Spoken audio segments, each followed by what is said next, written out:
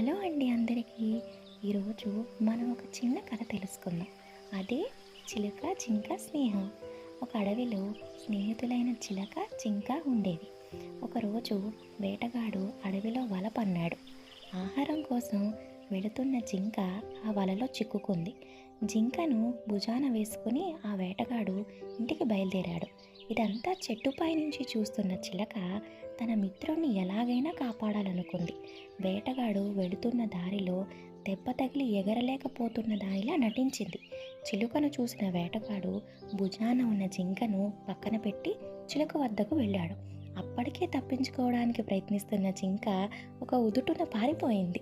వేటగాడు పట్టుకునే లోపే చిలుక రివ్వున ఎగిరిపోయింది. దీని నీతేంటో తెలుసా? నిజమైన స్నేహం ఆపదొచ్చినప్పుడు ఎట్టి పరిస్థితిలోనూ విడిచిపెట్టదు. ఇలాంటి చిన్న చిన్న స్టోరీలు తెలుసుకోవడానికి మా ఛానల్ని తప్పకుండా సబ్స్క్రైబ్